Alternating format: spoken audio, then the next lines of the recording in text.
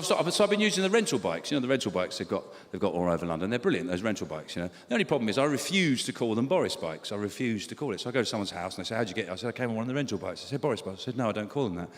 And that's just tense, because I don't see why he gets the credit for something he had nothing to do with, you know. It's just happened to happen on his watch, you know. He doesn't take the credit for other things, does he? They're not called the Boris riots, are they? He didn't know there was anybody in London in August. Why aren't they all in Tuscany? I'll call them Boris bikes when I can park one on his fat arse like that.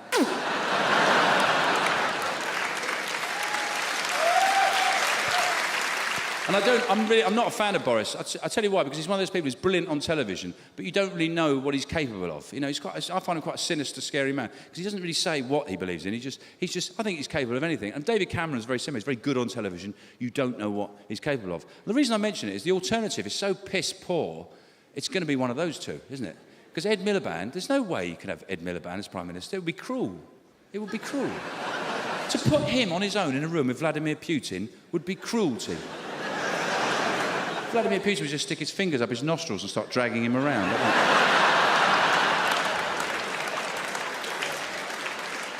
Booting him up the arse.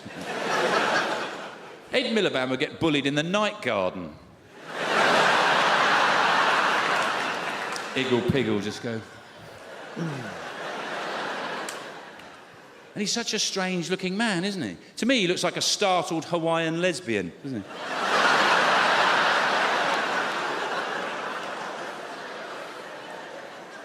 You know when you come across one in a clearing, they just...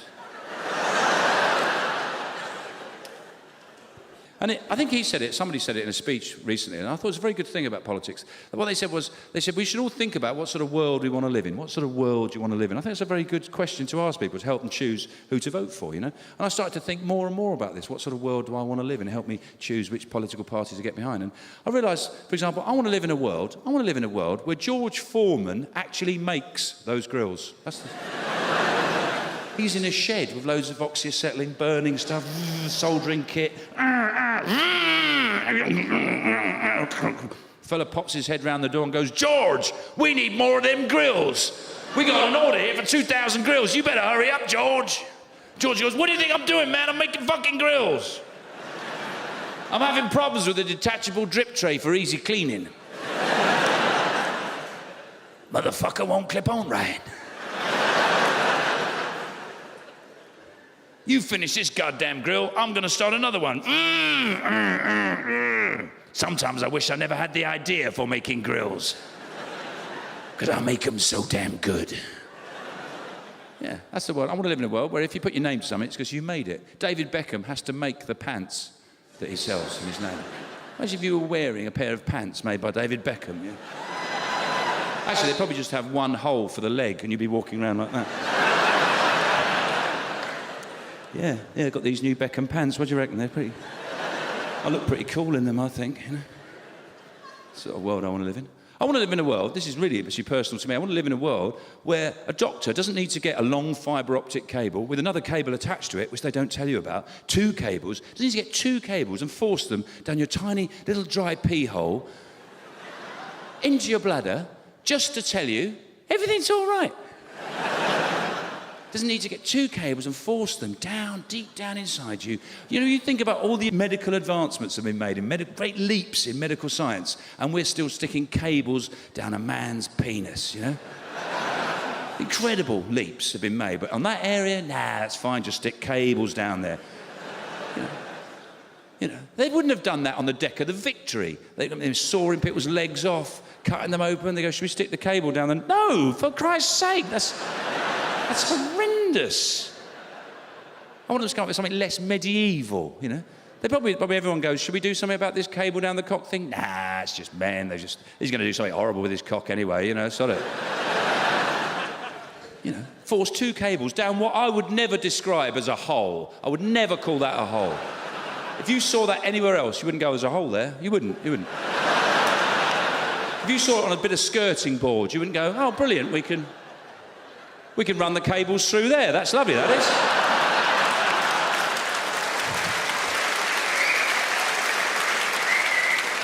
That's handy. We'll save on drilling. We'll just get them through there. We'll knock off early.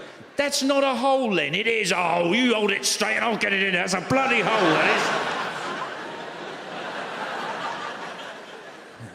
It's not a hole. It's a very deep crack. You know. And in the process, ruin your penis. My penis is ruined. They ruined it. It's not immediately obvious. Over time, you realise, you know. If I go for a piss now, it takes about half a second.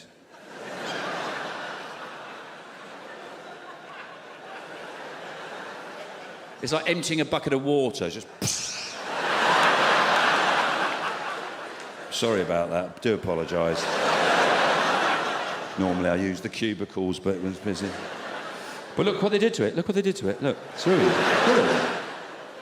You can keep tennis balls up there, you know, it's just... It's like a floppy Pringles tube.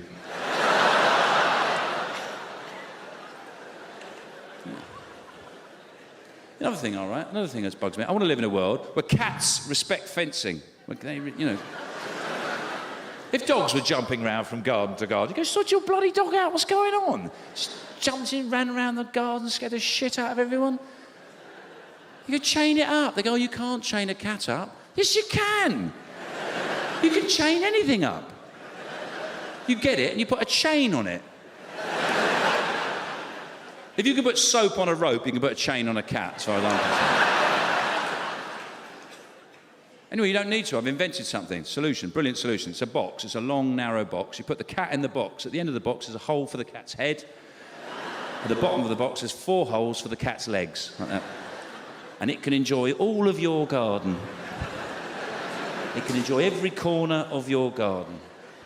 And you can paint the box the same colour as the cat, so it's not embarrassed. But as soon as it wants to leave your garden, climb out, it's impeded by the box. And there you've got a solution.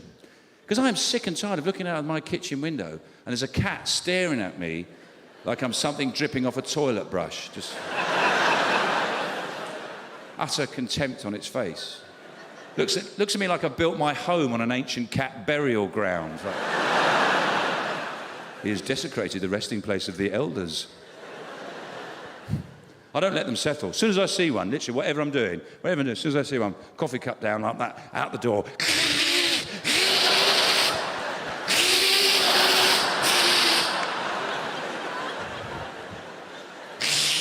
But that can be quite awkward, because I could be having a civilised conversation with a neighbour I barely know. Just moved to the area. Yes, no, we'd love to come round for the barbecue. That's very... Yeah, on Tuesday, yes, yeah. Excuse me a minute.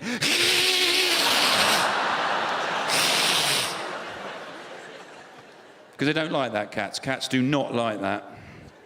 To be honest, most people don't. There's very few people, if you go, they go, be over in a sec.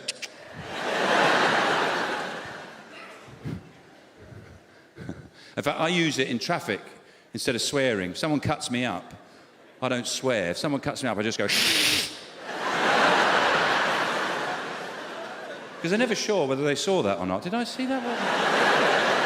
You really get in their mind, you know? And after you've done it, return to sort of like a cheery smile. Go... Get right in there.